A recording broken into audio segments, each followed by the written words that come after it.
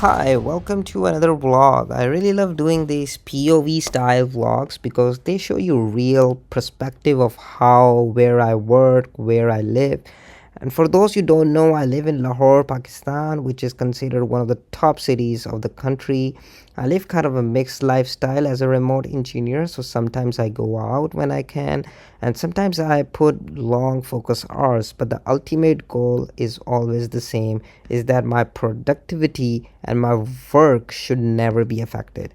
As many of you guys have been asking question on the Instagram that what roadmap did I follow to become a senior backend engineer in quick time and work remotely for a product companies. Now, so today video is a bit of a story video.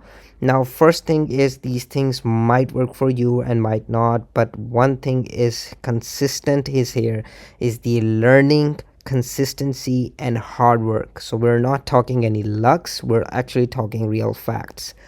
Back into the university, when I started applying for jobs and internships, I was in my sixth semester. Before that, I was mainly focused on studies, and honestly, chasing money too early can sometimes ruin your focus. So I know a lot of students want to support themselves, and that's great, but my advice is invest in learning today so your future pays you better tomorrow.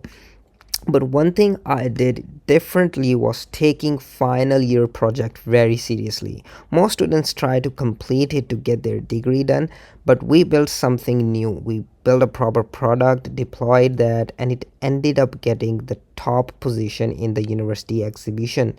Later, we even sold that product to a company along with my teammates and supervisor. So that story deserves a separate video, but the most important thing is this: the final year project is a huge part of your resume, especially when you're as a fresher.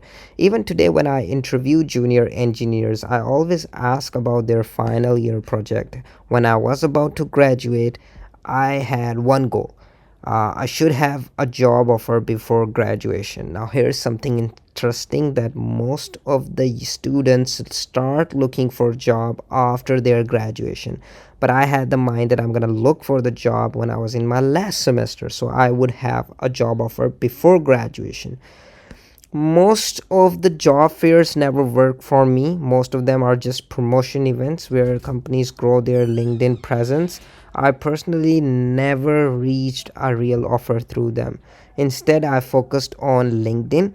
When I started working on my final year project, I created my LinkedIn profile, kept updating it regularly, and sharing what I was building, my research, my experiments, and all the R&D work. Then I started applying through the LinkedIn, and at first there was no responses. I have also got a couple interviews as well. So one tip I always give is when you do interviews, don't just remember the questions, write down the topics, because interview questions repeat a lot across companies. Then eventually I cleared one interview, and trust me on this, the offer you are going to get from the interview is the one you didn't even took seriously. I think it happens because you're more relaxed and natural. So by the time I graduated, I had two offers, and when you receive an offer, don't behave like you desperately need a job. Ask questions, ask about work culture, ask about responsibilities, your learning opportunities, the team environment. Because in service based companies, especially, they think you're good, they're actually gonna need you. So my first job gave me a huge exposure. The tech lead was great, the team was great, and even though it was a service based company, I was working on a real product backend. In the beginning, I stayed in the office 1 a.m. for months because university knowledge is very different from real production systems.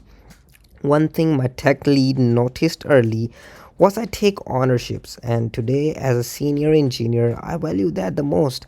If I assign someone a task and I know they will finish before the deadline, or at least they notify me if something could go wrong, then for me he's a good engineer. He's a person who knows the ownership, and ownership builds credibility. Another thing I always did was expand my knowledge beyond my core role. Yeah, I started as a backend engineer. So I started with backend APIs and database, but then I moved into AWS and cloud infrastructure, system scalability. I learned CI/CD pipelines, I learned deployments, and also I mastered system design. So sometimes people debate a lot, but these are the things you should do. And since the early days, I never stopped using AI tools to help me learn patterns faster. If AI can help you understand something faster, use it. Don't waste your effort reinventing everything from scratch.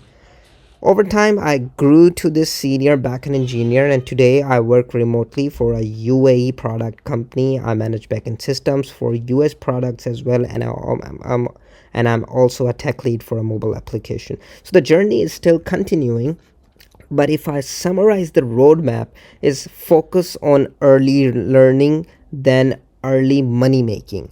Build a strong final year project. Don't Build a strong final year project and use LinkedIn seriously. Even if you're in the university, you're not late, just make the LinkedIn and update it to the fullest. Give as many interviews as you can, even if you are employed as well. Just don't stop giving interviews. It's going to tell you how the market is going.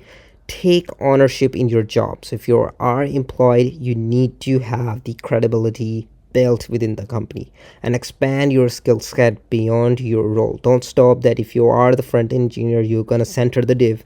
Don't stop. If you're the backend engineer, you're going to stay till the database.